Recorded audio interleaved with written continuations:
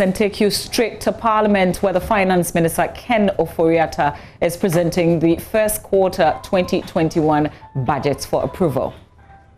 Our focused macroeconomic stabilization and fiscal consolidation program is evidenced by 1. Growing the economy at an average rate of 7% between 2017 and 2019, as compared to 2.8% between 2014 and 2016. Reducing inflation from 15.4% at end December 2016 to 7.9% by the end December 2019, the lowest since the Fourth Republic in 1992. Maintaining an average fiscal balance below 5% of GDP between 2017 and 2019, as compared to an average of 6.3% of GDP in 2014 and 2016. Improving gross international reserves, which $8.6 billion or about 4 months of import cover by February 2020, as compared to 3.5 months of import cover in 2016. Successfully exiting the IMF ECF program in April 2019, which had been completely derailed by 2016. Mr. Speaker, leadership of any nation succeeds or fails on the strength or weakness of how the economy is managed. A leader who cannot run the economy is a leader who can never be trusted to deliver. Leadership is about the economy and the character of the leader.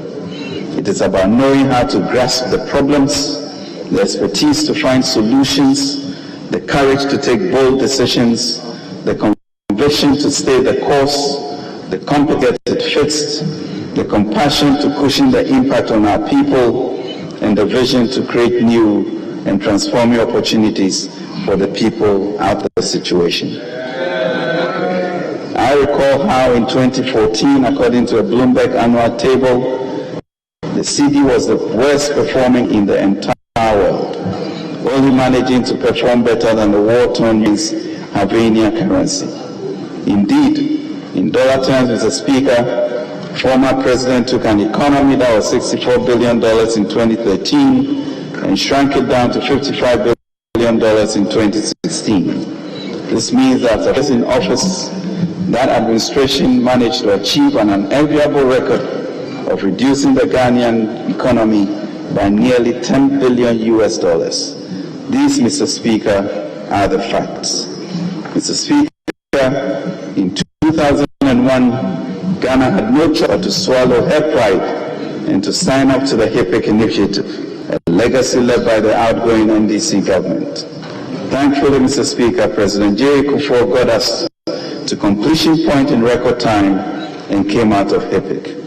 By 2014, barely 2 years in office, President Mahama's homegrown economic policy failed and Ghana signed up once again onto an IMF program. The Akufo-Addo government took Ghana out of the IMF program record time. Ironically, those who mismanaged the economy for us to come and fix it are the ones wishing Ghana ill. My message to them is this: there is no turning back. HIPIC is behind us. The economic mismanagement is behind us. The economy is stronger today than it was 4 years ago, and will continue to grow stronger and stronger with 4 more years to do more for the people of Ghana with God's help. Mr. Speaker, we must be careful as a nation to reject those who return from the promised land with a bad report to subvert the spirit of our people and to reject leaders who take us back to Egypt. Mr. Speaker, in our quest to stabilize the economy, we have also lowered the rate of accumulation, reprofiled our debt, and implemented a number of structural reforms in a transparent manner and efficient and effective management of public debt. Mr. Speaker, these significant macro-fiscal gains were achieved in spite of having paid 12 billion Ghana cedis in excess energy capacity charges, which we inherited in 2017, and we have kept the lights on. We have settled a substantial part of the 11 billion outstanding arrears bequeathed to us. We abolished 17 unproductive taxes to boost productivity of the private sector. We spent 21.6 billion cedis, Mr. Speaker, to clean up a collapsing financial sector and protected 4.6 million depositors and 81,700 investors. That competent government, hard work, and God's hand that delivered us. Mr. Speaker, for fair-minded observers, the above economic indicators are clear evidence of the sharp and stark difference between a competent Akufo-Addo-led government and others. Mr. Speaker, these gains have not been at the expense of our promise to improve the welfare of fellow Ghanaians. In fact, the issue of welfare is very dear to President Akufo and his government. For this reason, we invested in excess of 15.7 billion Ghana cedis on key flagship programs. Mr. Speaker, these flagship programs have created a platform for real economic transformation, strengthening human capital through enhancing access to healthcare, education, and skills development, modernizing agriculture and industry, delivering infrastructure across the country, including a revitalized railway subsector, and creating jobs. We have remained faithful of our budgets, a budget in 2017, a Juma budget in 2018, the Impunto budget in 2019, and the precinct in Kosovo and in Kabum budget of COVID-19 2020. Mr. Speaker, we have restored nurses and teachers training allowances and implemented a free SHS program to empower current and future generations and to also ease the financial burden on households. In addition to supporting 100,000 graduates club, we have lowered the net burden of the Ghanaian. That is the care we promised Ghanaians. Mr. Speaker, achievements from the prudent macro-fiscal policies and the resultant turnaround of the economy amidst unprecedented welfare-oriented interventions under the flagship program have been fully tested by the outbreak of the COVID-19 pandemic since March 2020. Mr. Speaker, this pandemic continues to devastate countries, disrupt productivity, threaten food security, multiply job losses, and reduce incomes, particularly in the poorest, as well as traumatic loss of lives. This year, the world is on course to experiencing the deepest global economic contraction in the post-war era, causing investments and trade to plunge. Mr. Speaker, the Ghanaian economy has also faced the health and economic consequences of this pandemic, which threatens lives and livelihoods. By God's grace, COVID-19 has so far not been as deadly due to our President's leadership. Thus, our preoccupation has been on addressing the socio-economic dislocations occasioned by this pandemic. We have moved swiftly, Mr. Speaker, to meet the threats to lives and livelihoods of our fellow Ghanaians. By implementing the 1.342 million COVID-19 emergency preparedness and response plan to protect lives, operationalizing the 1.2 billion coronavirus alleviation program to support businesses, launching a 2 billion guarantee scheme to enable SMEs borrow at more affordable rates, supporting the 3 billion credit and stimulus package by commercial banks in Ghana to revitalize industries, especially pharmaceutical, hospitality, services, and the manufacturing sectors. Honorable Mr. Just a moment, please. Honorable members, in view of the time and in view of the business ahead of us, I direct that our business proceeds beyond the prescribed hours. Thank you. Honorable Minister, you may please proceed. Thank you very much, Mr. Speaker.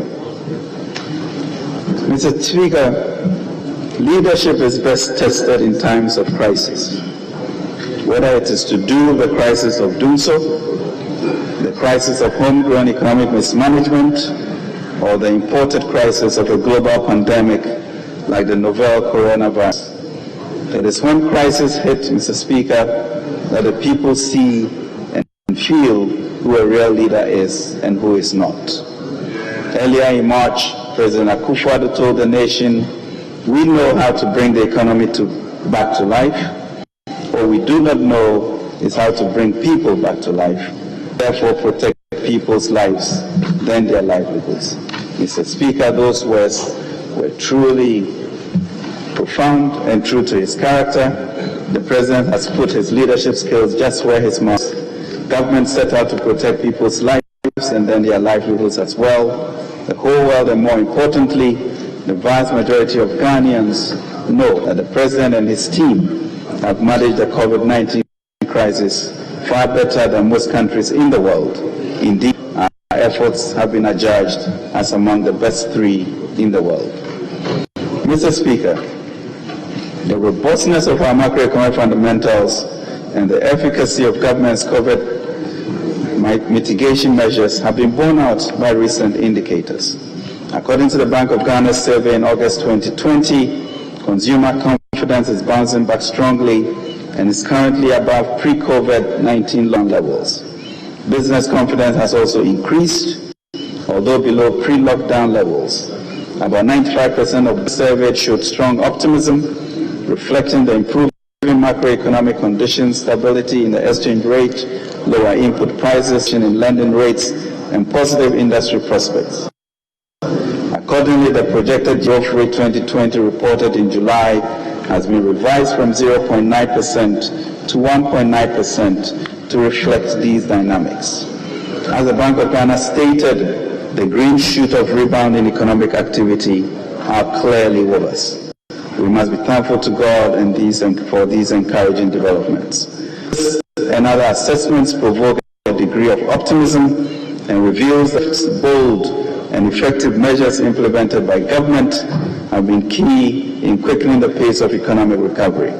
This is the competent leadership we promised under President Akufo-Addo. Indeed, the President's decisive and compassionate leadership in these challenging times is internationally acknowledged and has added to our reputation as a black star of Africa.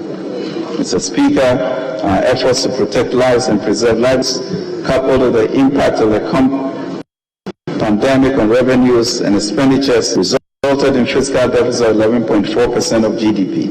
Already indicated in the presentation to this August House in July, we have a well-thought-out Ghana Cares for Batampa plan and strategy to return this economy to a more sustainable fiscal path in the medium term. Mr. Speaker, the 2020 fiscal framework, which increased the fiscal deficit from 4.7% of GDP to 11.4% in the 2020 mid-year review. The fiscal operations of the economy for the January to September 2020 period show that on provisional basis, both revenues and expenditures exceeded their respective targets, resulting in the fiscal deficit of 9% of GDP against a program deficit of 8.9% of GDP.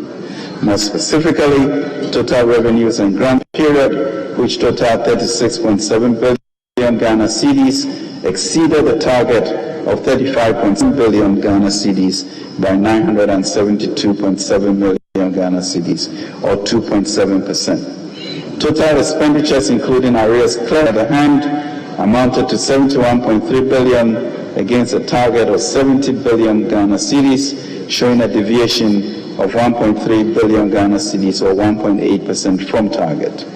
The overall fiscal deficit resulting from the revenues and expenditure performance for the period through September 2020 is Ghana 34.6 billion cedis, or 9% of GDP, against a target of 34.3 billion Ghana cedis, or 8.9% of GDP. The corresponding primary balance was a deficit of 15.7 billion Ghana cedis, or 4.1% of GDP, against a target of 15.4 billion, or 4% of GDP. Mr. Speaker, this means that we can now approach the next financial year with increased optimism, largely because we already have a plan and, may I say, a track record. We are able to rebound strongly in 2021 at 5.7% as a result of our implementation of the transformation and revitalization phase of the Ghana Cares for Batampa program. In addition, we have also scaled down the projected 2021 fiscal deficit from 9.6% of GDP as reported in the year review to 8.3% of GDP, reflect improved revenues from the anticipated pickup of economic activity and a more rationalized public expenditure program. With this path, we have returned to the fiscal responsibility threshold. I want to assure this House that we will recover, we will revitalize, and we will transform the economy. We shall pivot off of the AFCFTA headquarters in Accra for Ghana to become a dynamic regional hub. We have planted the seeds for a fast-paced and more inclusive recovery, recognizing that the role of capital and credit, we are certain that the cleaned up and revitalized financial sector will support our recovery efforts and sustain growth. Mr. Speaker, let me give you a glimpse of our new strengthened financial ecosystem, which will facilitate credit and investment to the private sector. We have established the Ghana Incentive-Based Risk-Sharing System for Agricultural Lending, GESL, to facilitate lending to the agriculture sector. The Ghana Amalgamated Trusts, GAT, to support indigenous participation in the banking sector. The Ghana Commodity Exchange, to modernize agricultural transactions and provide security for our farmers. The Ghana Deposit Scheme, to protect depositors' funds. The National Housing and Mortgage Finance Scheme, to provide mortgages to our working class and middle class citizens. The 2 billion CD Credit Guarantee Scheme, to support large businesses, and the CAPBA scheme run by MBSSI to support micro and small and medium enterprises, amongst others, in order to sustain and complement these reforms.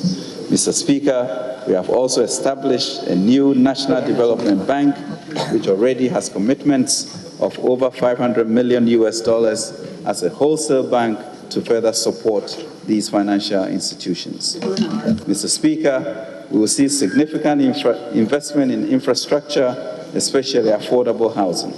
These interventions will create more jobs and enhance artisanal skills. A few days ago, my colleague, Honorable Atache, and I joined His Excellency President Akufo-Addo to commission 204 new houses at Tema Community 2.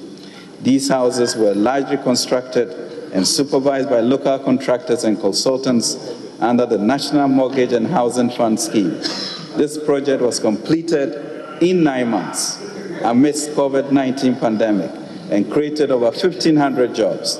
We will replicate this housing model across the country and alongside Agenda 111 District Hospitals program. Mr. Speaker, we expect that our digitalization program in the public sector will improve efficiency and enhance delivery of service. Government introduced a digital addressing system and the National ID program to ensure that all Ghanaians and their dwellings, as well as business locations, are uniquely identified.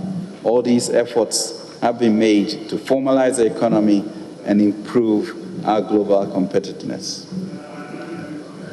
Mr. Speaker, as I indicated earlier in March 2017, I stood here and asked this august House to support this administration turn around the economy with the paucity of resources that we inherited, as in the story of the 5 fish, 5 loaves and 2 fishes. Mr. Speaker, I'm in awe of what God has done in the last 4 years. Not only have we accomplished the miraculous economic turnaround, we have also gathered our 12 baskets left over to begin the implementation of our Ghana 100 billion Ghana Cares Obatampa program. Let me assure you, Mr. Speaker, that he who began a good work of us will carry it on to completion. Ghana is at a breakthrough moment. Our Baal Perazim is upon us.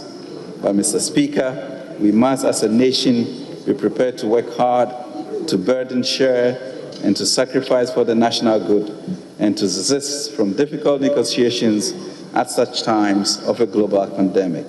I am confident that the Lord will repay us for the years the locust has eaten and pour us His Spirit on all of us.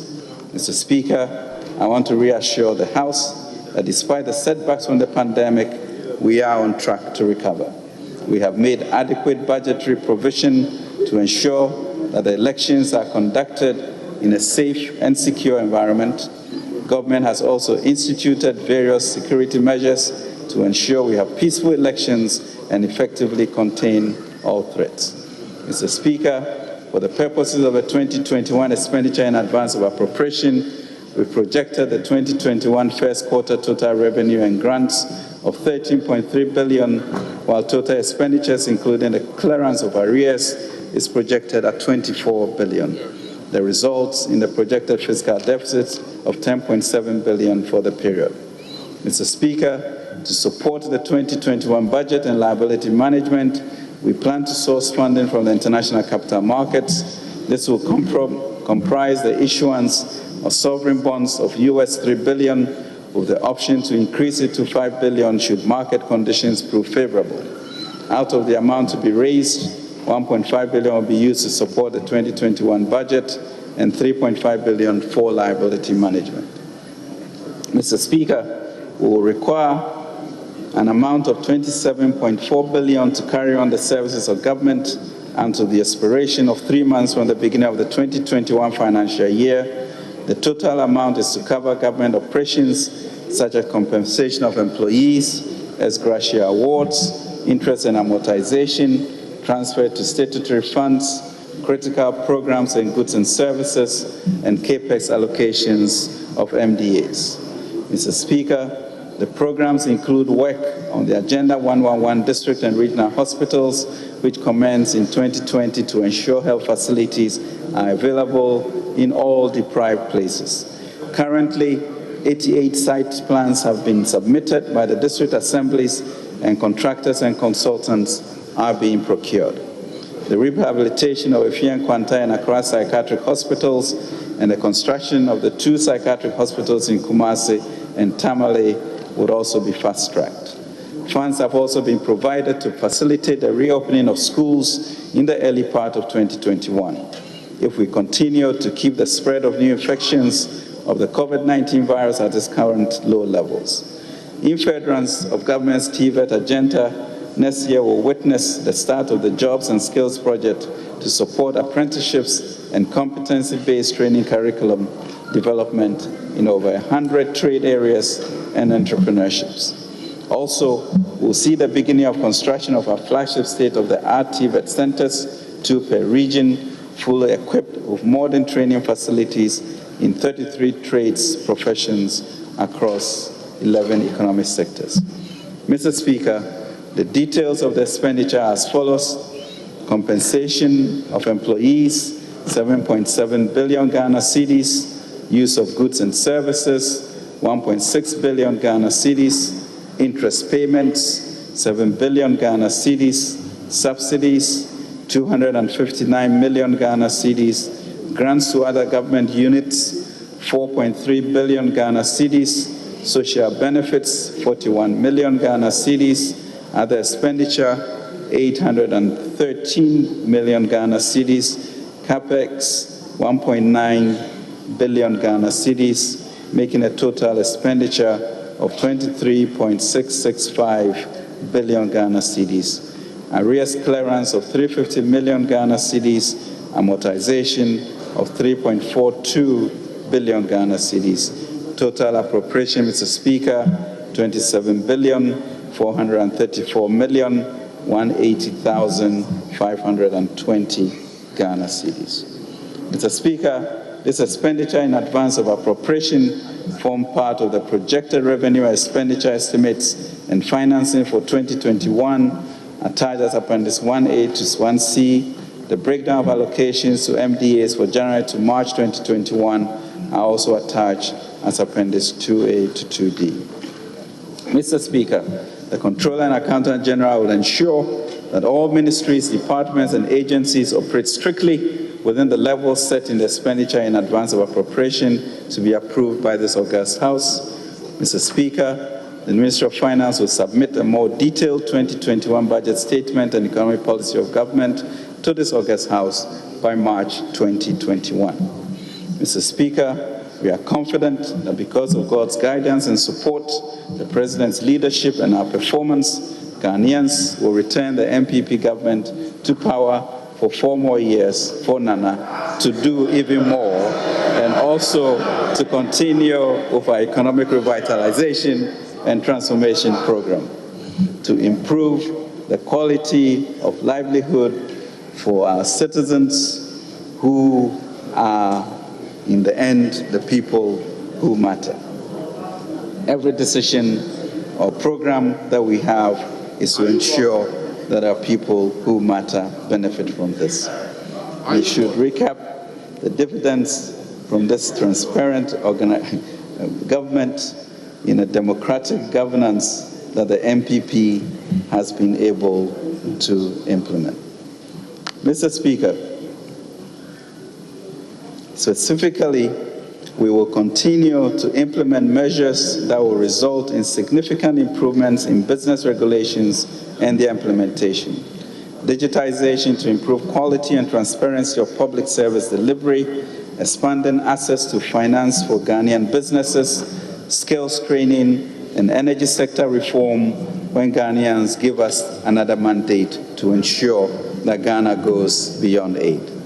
Mr. Speaker, I feel truly blessed and have such gratitude to God for the opportunity to have been here in these past 4 years to work for President Akufo-Addo and to present the President's remarkable, destiny-changing, economic regenerating, institutional renewing policies and programs. And I'm thankful particularly for the help and support I have received from this august House. Together with this Parliament, the Ministry of Finance alone has passed more than 50 bills into law in the last 4 years, and I and all of the team at the Ministry of Finance humbly thank you, Mr. Speaker, and honorable members for this opportunity. Let me, Mr. Speaker, in the spirit of the Nkosua and Kabom budget of 2020, leave us with Psalm 133, how good and pleasant it is when God's people live together in unity, for then the hand bestows his blessings. We are a chosen people, Mr. Speaker. We perceive what he is doing, and we must be obedient to his call and be joyful and grateful for the battle continues to remain the Lord's. Right Honorable Speaker, in conclusion, I humbly request this august House to, by a resolution, approve an amount of 24,434,180,520 cedis as expenditure in advance of appropriation to carry on the services of government until the expiration of 3 months from the beginning of the 2021 financial year.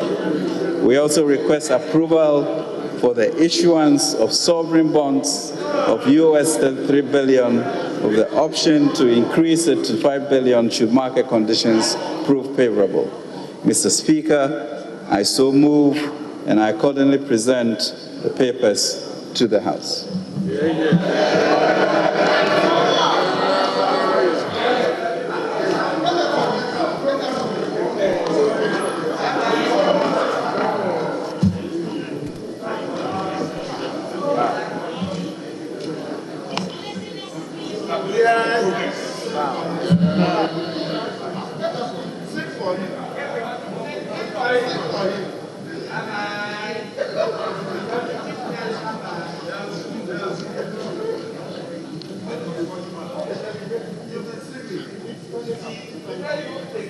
Copies of the relevant statement have been duly tabled.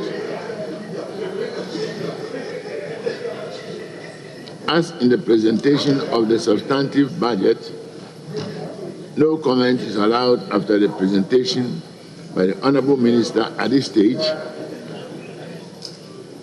and I refer the relevant papers to the Finance Committee for consideration and immediate report.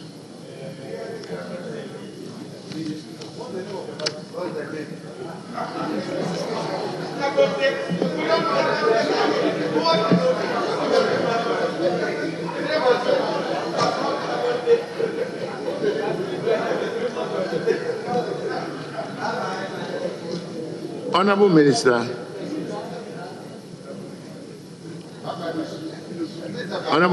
at this stage, we thank you for appearing before the House. We thank you for appearing before the House, making your statement, which we referred to the Finance Committee accordingly.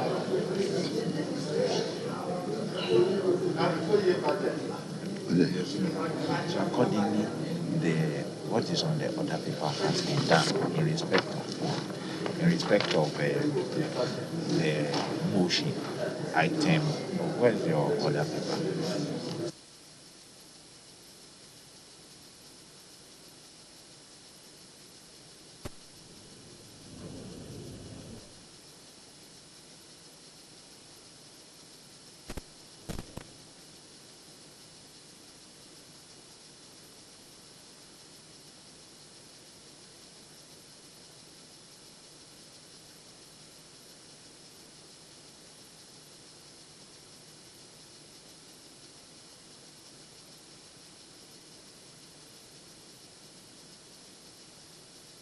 Honorable members, as we can see by item 4A,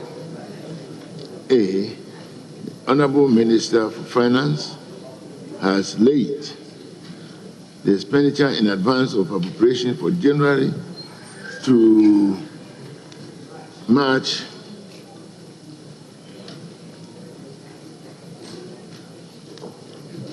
2021. Honorable Minister, we therefore thank you for carrying out your duty, and the relevant reference is hereby made to the Finance Committee. I thank you very much for attending to the House and performing your constitutional duty. Thank you very much. You may depart. Yes, Honorable Majority Leader. Speaker, by what the minister has done, is entreating us to resolve to approve his request, which is what he has done, and then presented the paper to us as captured under 4A of the order paper. The Speaker, I would want to entreat to work on the referral as urgently as it is required, possibly tomorrow, and report to the House on Friday in order for us to consider their report and pass the resolution on Friday. That is, if we so determine, to resolve to approve of the request. The Speaker, having said so, I would want to suspend sitting, and then when we come back, the Speaker, we may have to suspend for an hour. When we come back, we'll come to attend to the remaining of the agenda set out on the order paper, but in particular to continue from item 22. Mr. Speaker, I thank you very much.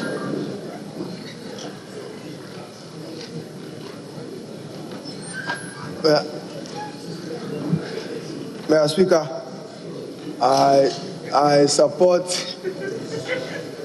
support the leader's call for a suspension, having listened to the Honorable Minister for Finance, whose hope against 2021 is borrowing and who cannot report on the first, second, third quarter performance of 2020. We look forward to Friday to a debate on the matter. Thank you.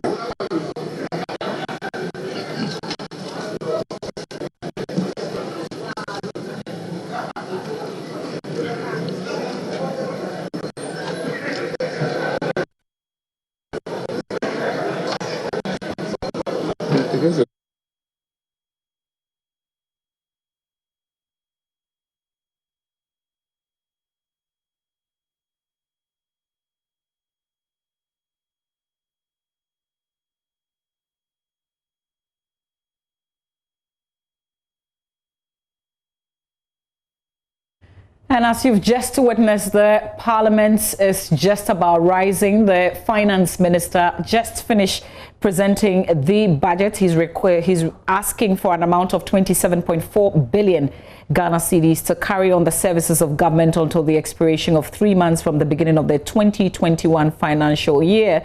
The total amount is to cover government operations, he says, such as compensation of employees, ex gratia awards, interest and amortization payment, transfers to statutory funds, critical programs and goods and services, and capex allocations of MDAs. So the Finance Minister doing his duty appropriately there, going to Parliament and asking for more.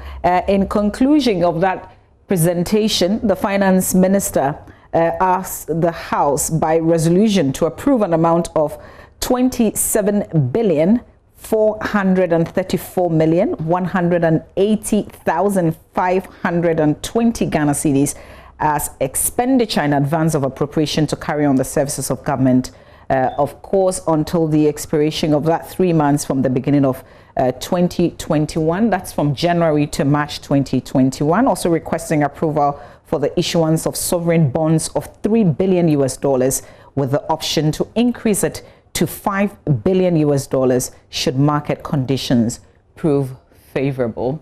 So there's been an adjournment. This has been referred to the Finance Committee of Parliament. We will see Parliament talk about this on Friday. We thank you for spending your time and watching this coverage. We will see you sometime soon.